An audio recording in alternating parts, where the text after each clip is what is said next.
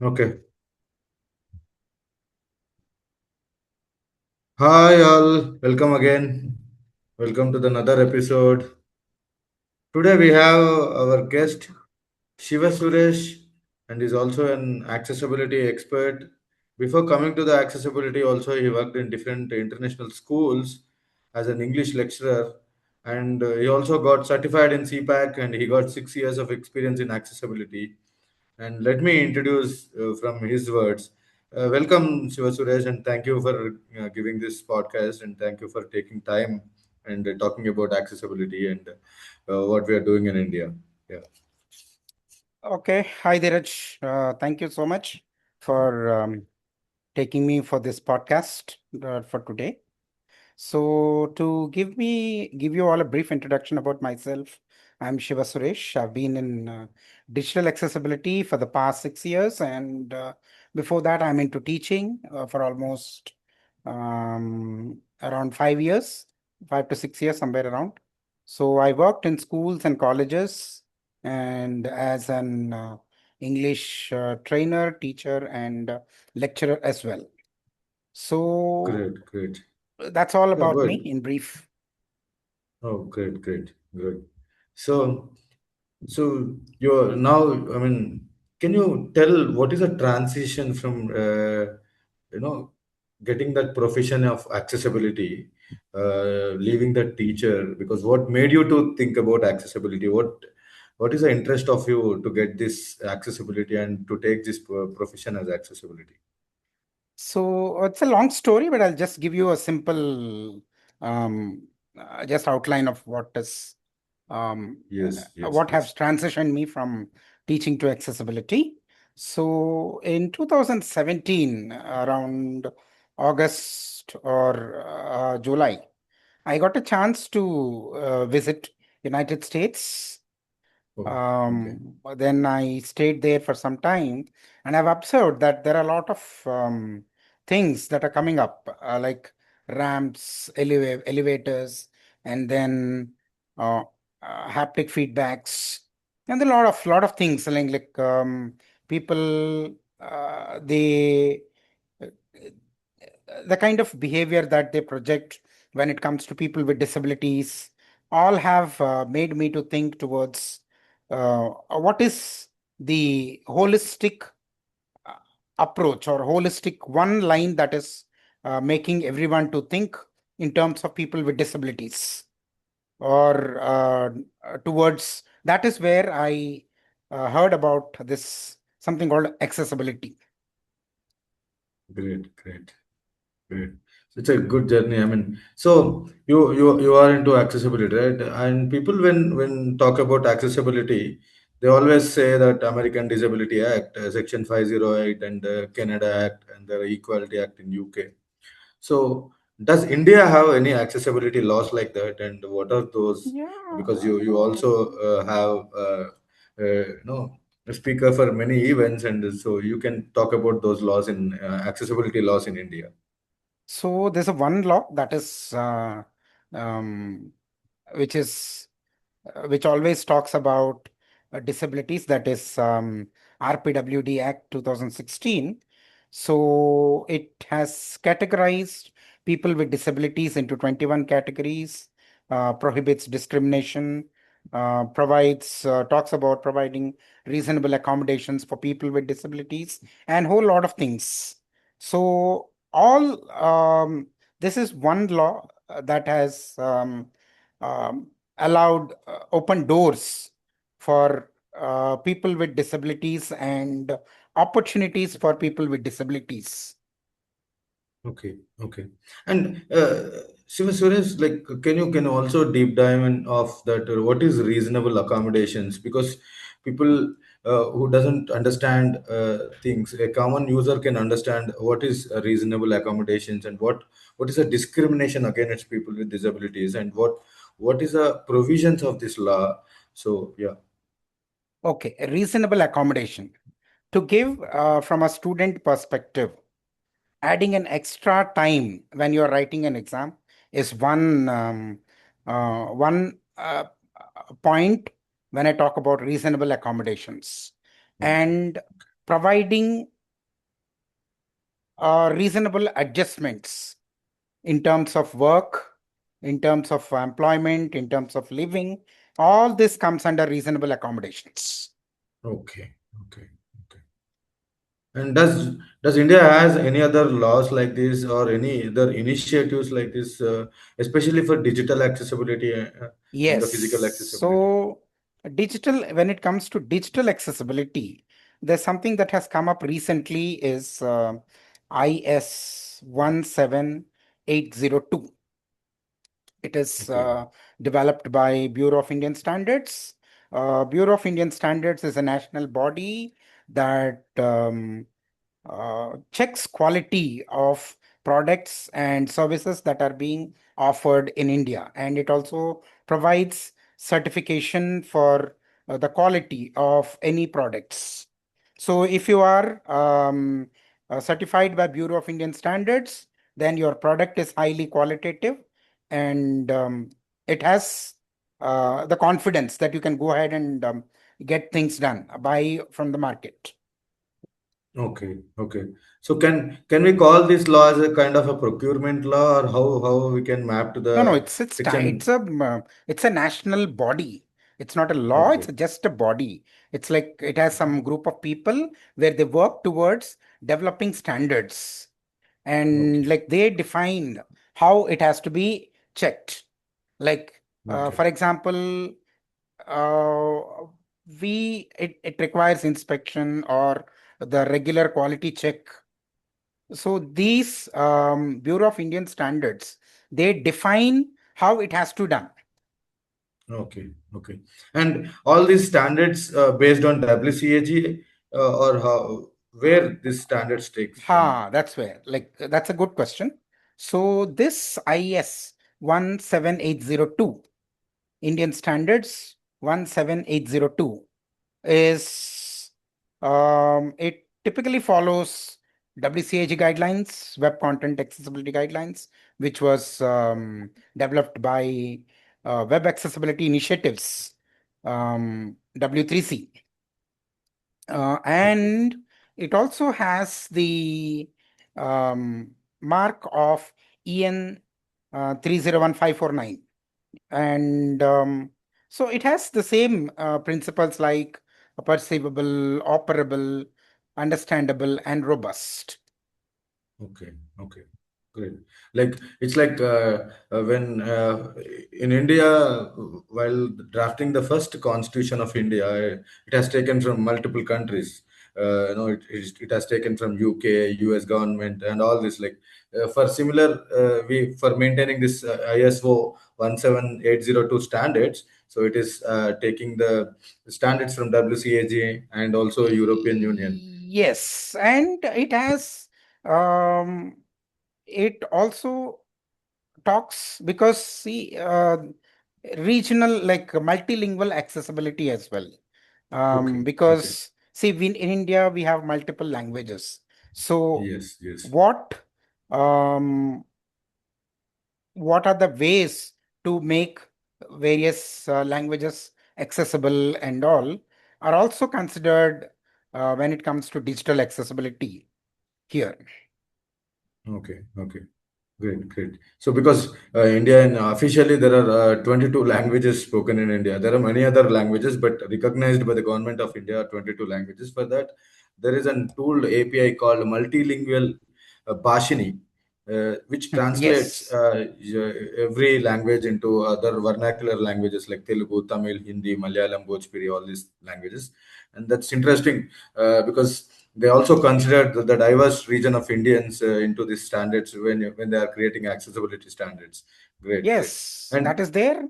And there's something called Sugamya Bharat Abhiyan campaign, which also accessibility campaign, which also talks about physical accessibility, like accessibility of transport, education, websites, and buildings, everything. Like through this campaign, that this they promote that everything should be made accessible for people of all abilities to live a dignified life. That is the whole objective. Okay, okay. So it's a Sugamya Bharat Abhiyan, right? Yes, it is. Okay, okay, okay. And can you also talk about GIGW Yeah, guide? GIG, Government of India guidelines are specifically meant for government websites to comply with accessibility. It has again the same conformance levels where it adopts level AA conformance of WCAG, and it's always the same. Like how we have guidelines for WCAG. It has some guidelines for all the websites, softwares, hardwares, and mobile apps to comply and make it accessible for everyone, like for people with disabilities and people with late injuries and aging populations, everyone. Okay, okay, okay. So, I mean, you already working in accessibility, right? Like we also see accessibility growing a lot in Europe and in other Western countries. So how do you see what is an stage or what kind of situation in India about accessibility? See, India is a developing country, and accessibility is also developing in India. To give you simple examples, we can see a lot of announcements, audio announcements in metro trains, and even Hyderabad. I have seen announcements and buses and audio announcements in MMTS trains. And now we have one good example, that is Vande Bharat trains has audio announcements. Oh, So great. someone with a visual impairment can need not to or ask or take any help from the other co-passenger to know the station. Just when the station arrives, uh, there's an announcement in the train that so and so station has come. So by listening to the announcement, you can just get up from the seat, or it will announce just in 10 minutes before your station arrives, and you can start packing your luggage and you can move on. So that is a Yes. really good way forward by the Indian government to help people with disabilities. Yes, yes. So I mean, there are also other things that there are common misconceptions and myths about accessibility. See, I have friends from engineering background, and when I talk about accessibility, digital accessibility for a specific context, so they think that accessibility is the work only done by people with disabilities, and uh, they they only believe that, or they have a myth that all the accessibility jobs like any designing part or a developing part or a testing part only done by people with disabilities. Is it right, or how this myth can be conceived by the people common audience?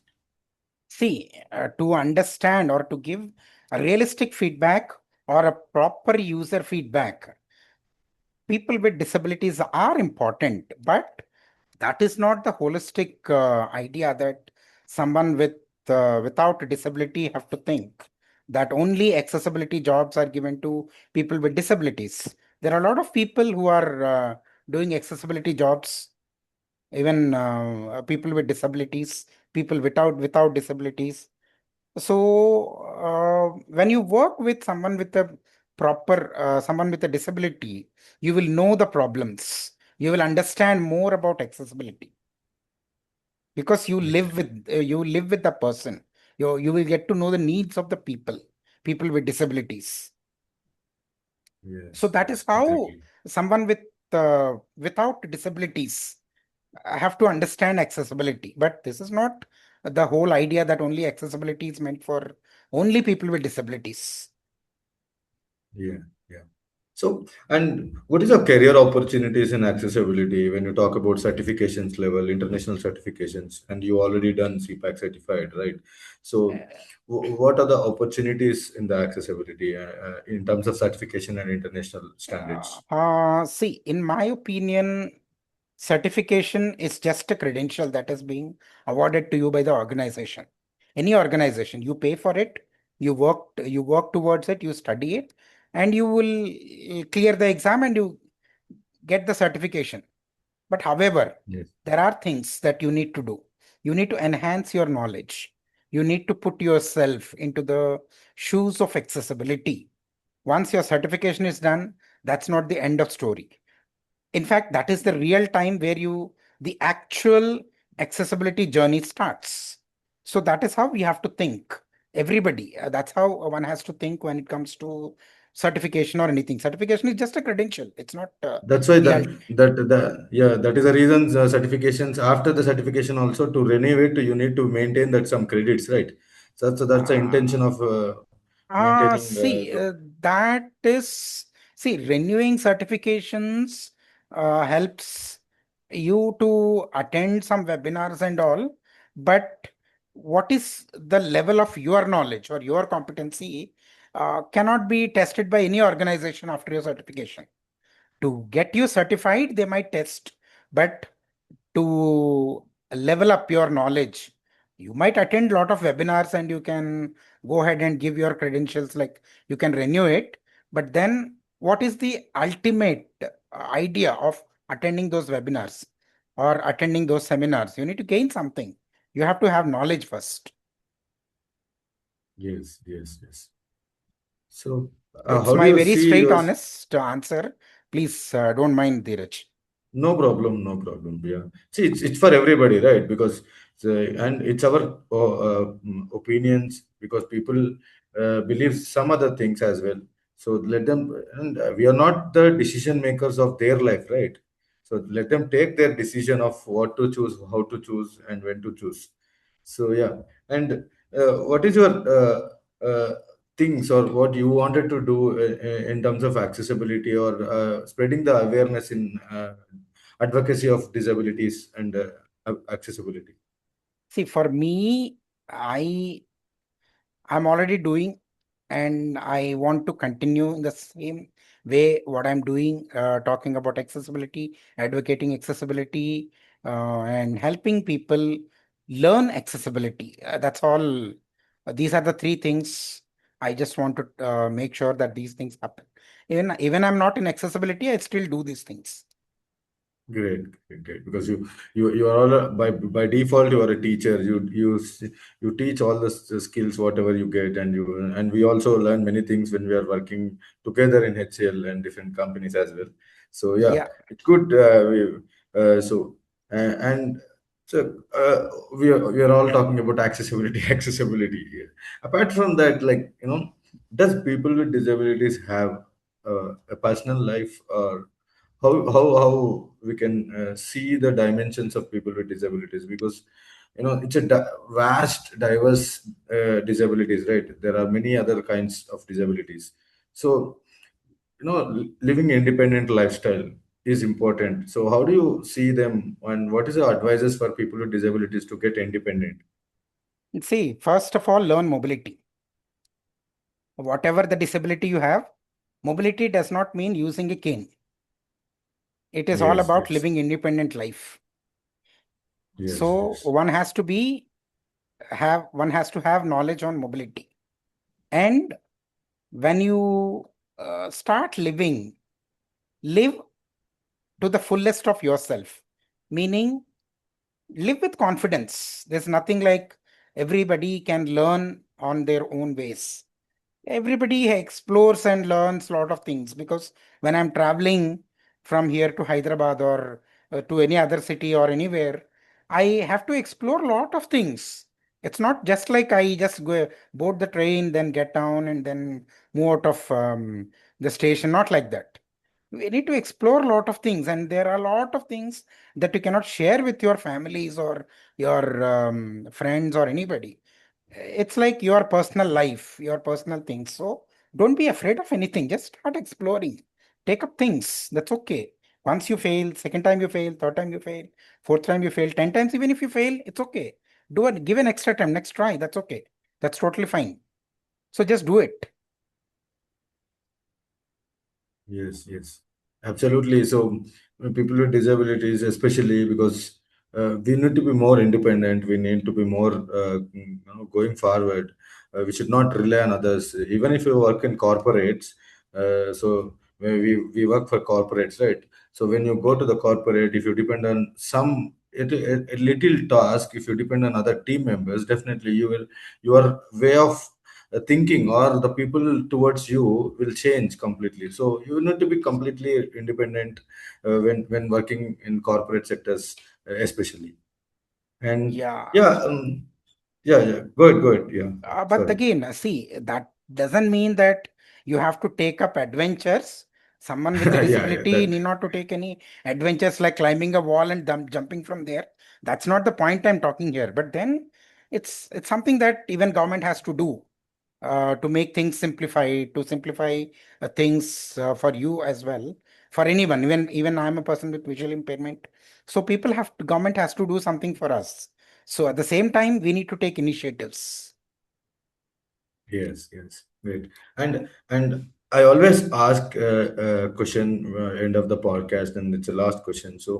Uh, so if you're given a chance, you have everything in your hand. If you're given a chance, so what you will do, or what you wanted to do for and 1.2 billion people with disabilities?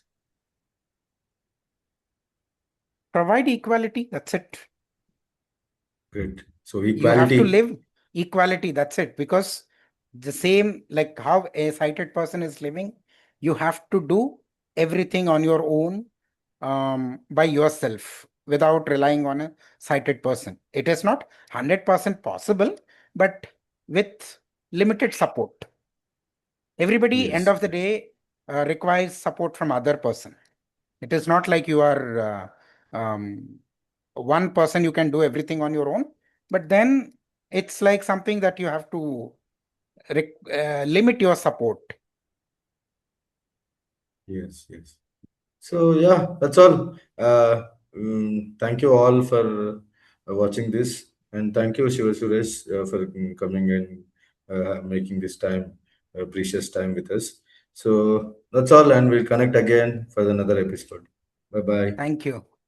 Thank you so much.